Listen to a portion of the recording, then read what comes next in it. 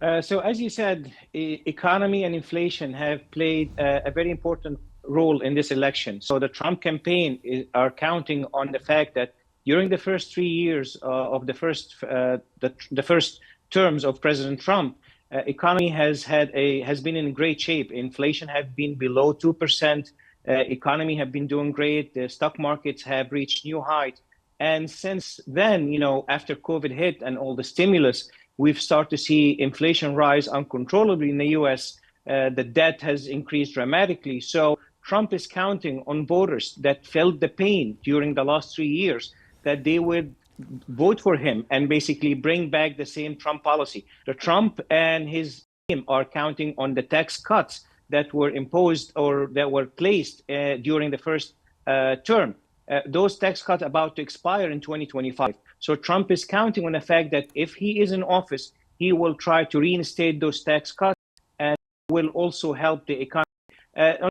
The Harris campaign is basically focusing on the traditional Democratic, policies, which is improving the environment, spending heavily in infrastructure, doing all the social programs to help, medium and low income families. So each team is basically focusing on their core beliefs.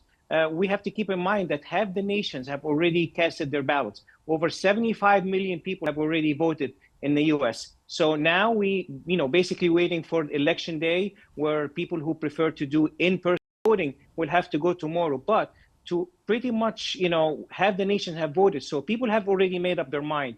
People who, traditionally speaking, people who wait till the last day of the election are primarily Republicans. So, overall, it's a good indication for the Republican Party that a lot of their people have already went out to vote in a pre-election, and now they are actually going to vote again during the election day. So, we expect a record turnout tomorrow. We expect a very, very narrow win for either candidate. Unlikely that we will have a result tomorrow. Do you predict, sir, who is going to be winning? It's very difficult to predict. To be honest with you, it's 50-50, but we're going to have some indications tomorrow night. So they were talking yesterday about elections getting very close in states that were heavily Democratic before. New Jersey, New Hampshire, Maine.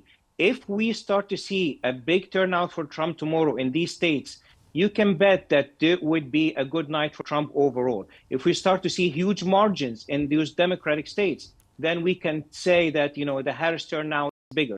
So we would get some sort of an indication throughout the day tomorrow. But I think both parties are prepared to go with legal actions, even to the Supreme Court, to challenge the election, especially in contested states like Pennsylvania, Iowa, Nevada. These are the states that will truly determine the election.